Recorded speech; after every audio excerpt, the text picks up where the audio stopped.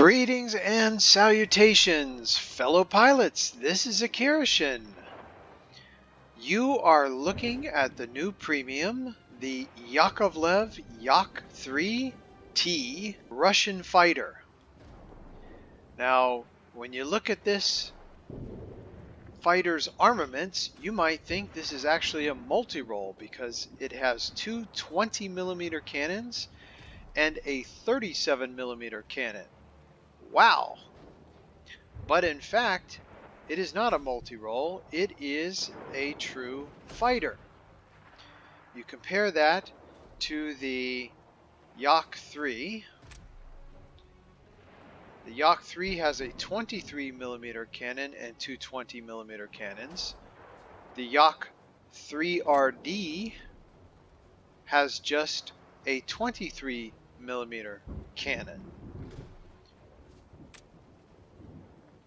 So certainly this new premium Russian fighter has an armament advantage over its brethren. The 20mm cannons each do 95 damage per second with a rate of fire of 420 rounds per minute and an effective firing range of 700 meters. Pretty reasonable. The 37mm cannon has 230 damage per second with a rate of fire of 180 rounds per minute and an effective firing range of 620 meters. So you do have to be a little bit closer with that 37mm cannon. But wow, that's some great armament on a Tier 7 fighter with tremendous maneuverability. This aircraft has very high maneuverability in horizontal turns, so you get great armaments with great maneuverability and, decent airspeed. In terms of equipment, I do have this aircraft at specialist level, and I have equipped in the cockpit slot the advanced collimator sight, which does 11% increase in accuracy of forward-firing offensive armaments. Very nice. It also has the bonus characteristics of a plus 10% chance of causing a fire. That's very nice. And plus 5% accuracy when firing at moving targets. Of course, you only get these advanced pieces of equipment, the advanced characteristics of this equipment, because it's a specialist aircraft. Now, our other option that we could have chosen was cockpit armor, which would increase the crew's resistance to injuries, but we would lose aircraft maneuverability. And aircraft maneuverability is, other than its armaments, its absolute prime advantage, defensively and offensively. So I don't want to do anything to nerf that advantage, that tremendous advantage. In terms of airframe, we have two pieces of equipment because we have, again, this aircraft at specialist level. We have the advanced lightweight wing frame, which increases roll maneuverability by 8.5% and maneuverability in turns by 2.4%. It also has the bonus characteristics of plus 3% to wings resistance to critical damage and plus 3% more in roll maneuverability. So that's very nice. Not only are we great in the turns, but we're better in rolls. Now the negative, of course, for that is that we do have minus 4.2% in aircraft hit points and minus 7% in wings resistance to critical damage. But then we had the 3% increase to resistance to critical damage as a bonus characteristic. So net is a 4% decrease in wings resistance to critical damage. But this aircraft is so maneuverable that I don't really think that matters so much, because we're not going to typically be where the enemy aircraft is firing, because hopefully we are outmaneuvering them. And I guess I should have mentioned also that with the sight, you do get a minus 9% decrease in pilots' resistance to injuries. But again, I'm counting on this aircraft's tremendous maneuverability to help with that. And of course also I do have as a consumable the emergency medical kit, which heals an injured crew member and provides resistance to injury for 10 seconds. So if our pilot does get injured, we can help to ameliorate that with that consumable. Likewise, for the increased chance to critical damage to wings, we have as a consumable secondary control system, which restores controllability of wings and tail. Now, I also equipped improved reinforced skin, which has plus 11% to tail's resistance to critical damage and plus 11% to wings resistance to critical damage. So, you know, whatever issues we may have had with decreased survivability from using the advanced lightweight wing frame, we have significantly improved with the improved reinforced skin, which the improved reinforced skin has the negatives of minus 1.6% to cruise speed and minus 1.6% to maximum speed with boost activated. But we also get the bonus characteristic of plus 5% tolerance to damage from AA guns, which is really nice. So overall, while there are some negatives with this equipment, the positives far outweigh the negatives, in my opinion. For the engine, we went with advanced lightweight power unit, which increases aircraft maneuverability by 2.4% in the turns and plus 5.5% in yaw maneuverability, if that's important to you guys. I don't really ever use yaw, so I don't know that it really helps, but in that respect. We do have a minus 10% to engine's resistance to critical damage, but I did equip emergency engine restart, so if our engine does get damaged, we can get it repaired. So, you know, in every step of the way, I've tried to use equipment and consumables to offset any negatives. It's very important to try to have synergy between your equipment and your consumables so that they are working nicely together. Negatives for the advanced lightweight power unit are minus 10%, as I mentioned, to resistance to critical damage, but we do have the bonus characteristics of plus 1% acceleration with boost activated and plus 0.5% cruise speed. So that's really nice. And looking at going back to our improved reinforced skin, where we had the minus 1.6% decrease in maximum speed with boost activated, we do get that positive of plus 1% acceleration with boost activated on the advanced lightweight power unit. So, you know, it doesn't add to maximum speed, but hey, we get better acceleration. So again, our equipment kind of, the positives and the negatives there offset each other. For ammunition, you can go with the universal ammunition, which increases chance of causing fire and inflicting critical damage. I chose to go with fragmentation ammunition, providing the maximum chance of inflicting critical damage, and is recommended for autocannons. You know, I have a whole bunch of those in the depot, so that's why I went with it, because I have them. But you're fine with going with universal ammunition. It's not going to make a huge difference. You're still going to, if you do well with this aircraft with fragmentation ammunition, you're going to do well with it with universal ammunition as well. So don't get hung up on that, is what I'm saying. Also for consumable, I went with a nerding system, which reduces the chance of fire by 30% effective for the course of the battle. So that's really nice to have that decreased fire chance, especially since one of the characteristics of this aircraft is that it, quote unquote, often catches fire. Okay, so looking at the stats for this aircraft, in terms of altitude performance, this is a low altitude fighter.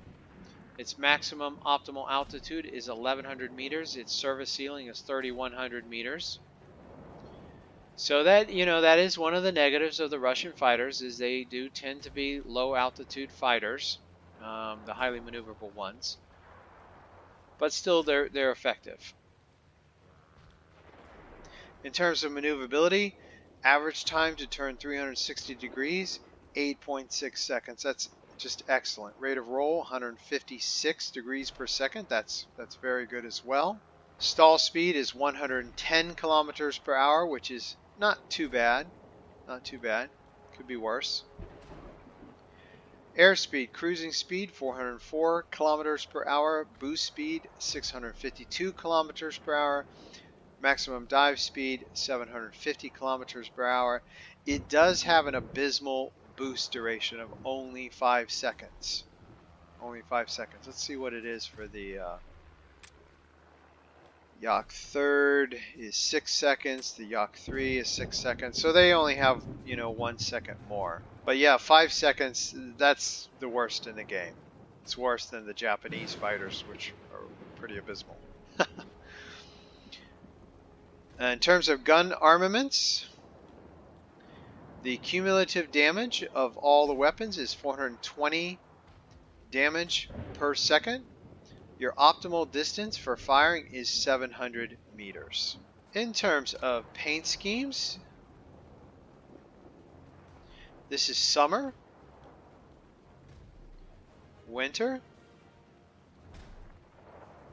desert, and marine. These paint schemes give 10% increased tolerance to damage from AA guns, 20% increased concealment, and 5% increase in tolerance to damage from gunners. They actually changed that recently with this new patch, in that it used to only give 10% increase in concealment, but now it gives these other benefits, which is really nice to have. I also equipped as nose art, which I do on most of my Russian fighters, this nice lady who's getting robed or unrobed, not sure which. And that gives a 3% increase to crew experience, and the little Russian star there with the sickle and the hammer, 2% increase in crew experience there. So a total of 5% crew experience because of our nose art and emblems. Alright, so folks, that is the Yak-3T, my build for it. The only thing we haven't talked about so far are my pilot skills, so let's do that now. So, because this aircraft is so maneuverable, I did not spec into any of the maneuverability skills. Rather, I chose to augment this aircraft's speed, survivability, and its thrust. So I went with Engine Guru 1, which increases engine thrust by 3%. Also, I went with Engine Guru 2, which not only increases engine thrust by 2%, but also increases the aircraft's top speed by 2%. To assist with our equipment that increases our aircraft survivability, I went with Protection Expert, which increases the positive effects of the mounted equipment on aircraft durability and resistance to critical damage by 40%. So good synergy there between our pilot skills and some of our equipment that helps with this aircraft's durability. And of course that is, this fighter's weakness, if you will, is its durability. Again, the aircraft tends to catch on fire, so I did equip fire resistance, and that decreases the fire duration and damage by 20%, which is nice to have. Okay, so having gone over my build, let's head into a battle now and see how the Yak-3T premium Russian fighter performs.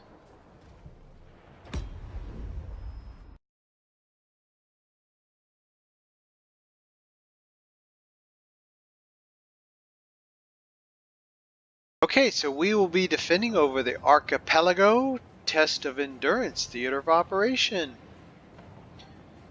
in our Yak-3T. Hit the enemy, and we shall win.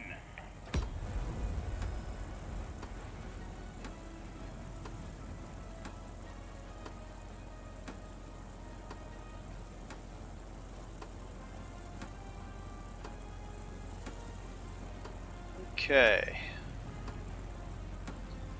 It looks like our spawn point is kind of in the middle of everything.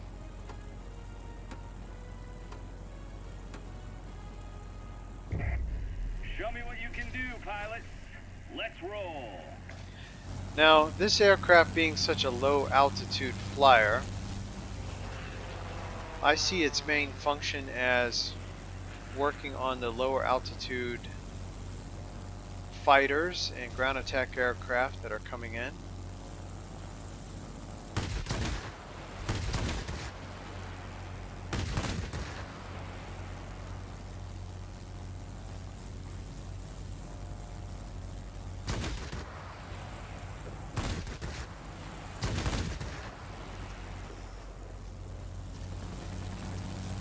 And already we see the ground attack aircraft moving in there.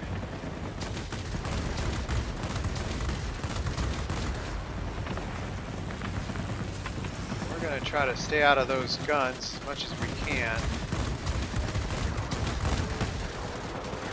Because boy, they really make an impact on us. We are not a high survivability aircraft by any means.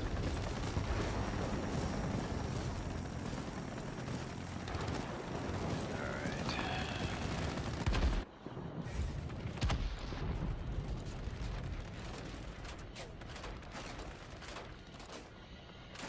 Come on, clock, let us back in.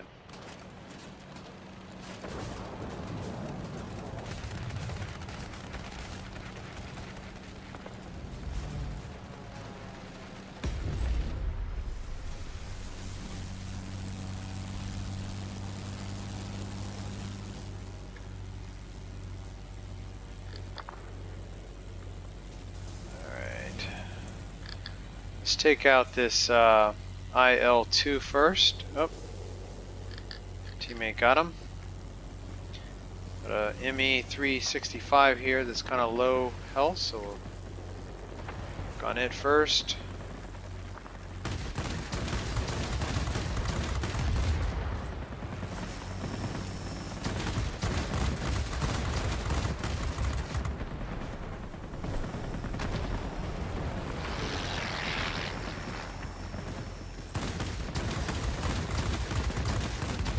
Definitely, you know, the closer in you are with these cannons, the better. Definitely makes a difference.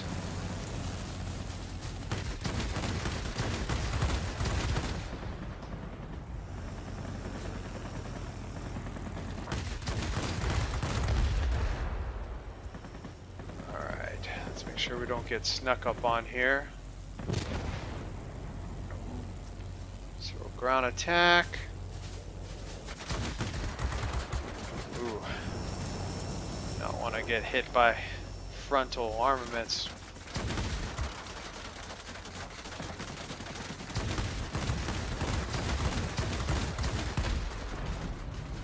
All right. Holy mackerel.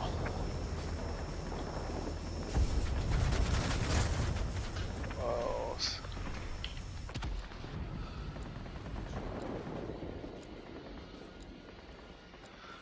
All right.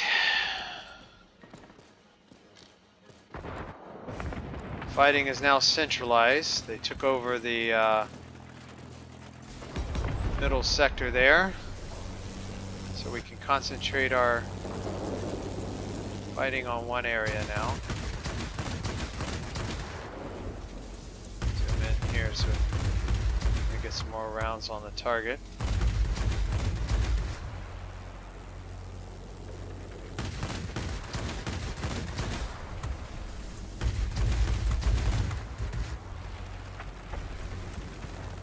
Got a heavy fighter here though that's coming up behind us. I don't want to get surprised by that.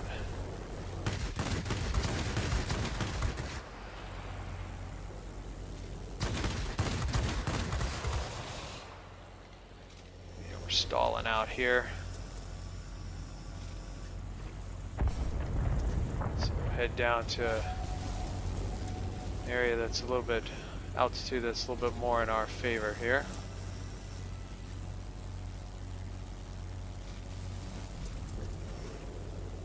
back down where we belong, I would say. Let's take out this low health, medium health, I should say. IL.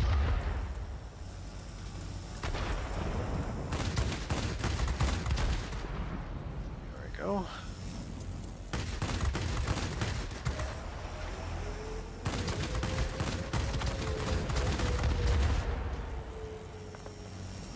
What do we have up here? IL-10. Just sitting up there like a sitting duck.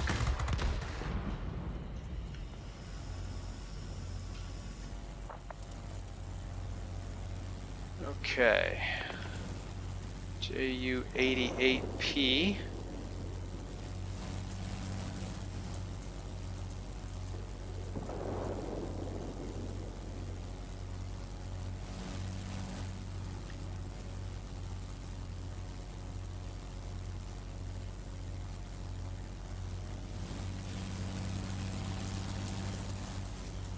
Looks like we have regained the middle ground here.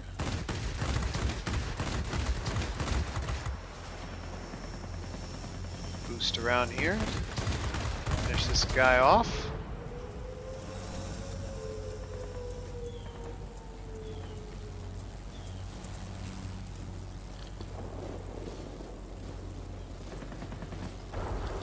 Need to watch for blackjack there. In fact, I don't know that I want to fool with these lower targets until we've made some progress on these fighters here.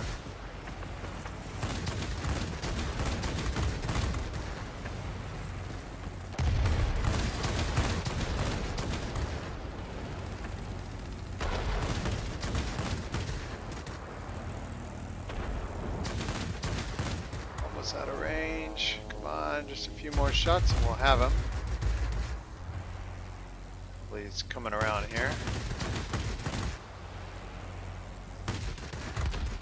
Got him. Alright. I can tell we're gonna take some shots here.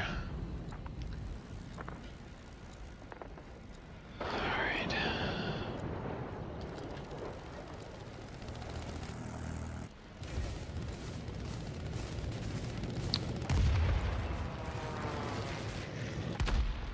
So we've lost our middle sector there again. And we need to get over here and protect this sector to the northwest.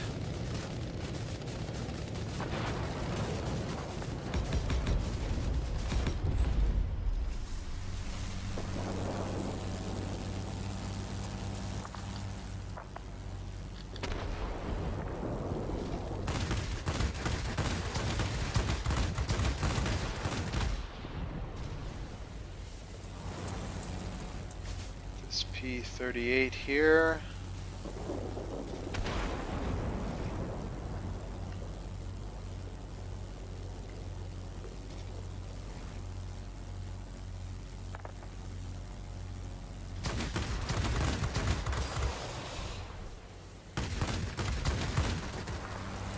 Short little bursts with these cannons. They really do overheat.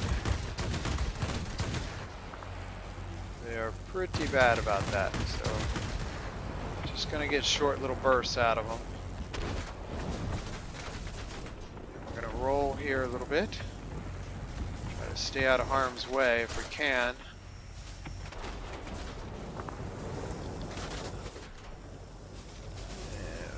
Oh boy.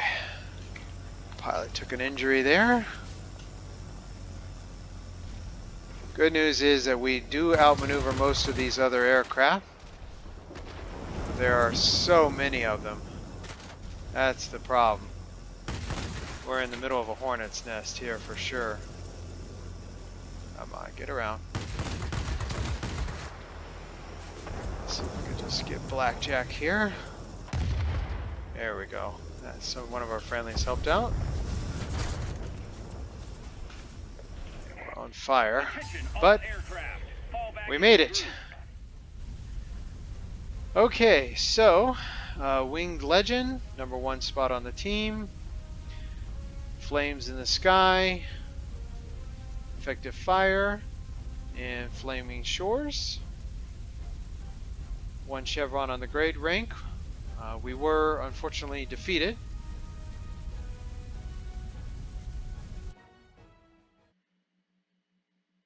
But you saw there in that last little sortie how important this aircraft's maneuverability is. We were just in the middle of, a hornet's nest, but we were able to hang in there, mainly because we were outmaneuvering the other aircraft. Okay, so 190,218 in currency, 2871 in experience points, 143 in free experience points, and 1 token. 10 aerial targets destroyed, so 10 kills, 6 assists, over 13,800 in combat points. Blackjack, the P39N1, was the opposite #1 on the enemy team with 7 kills, 9 assists. So pretty good performance there by the Yak-3T. Russian premium fighter. Very much a low altitude fighter. Its maneuverability is its strength, offensively and defensively. It is squishy, as you saw. It's not going to take a lot of damage, so it's all about avoidance of damage. Alright, well I really hope that you have enjoyed this video, and if you get to fly the Yak-3T and at specialist level even, I hope you have tremendous success with it.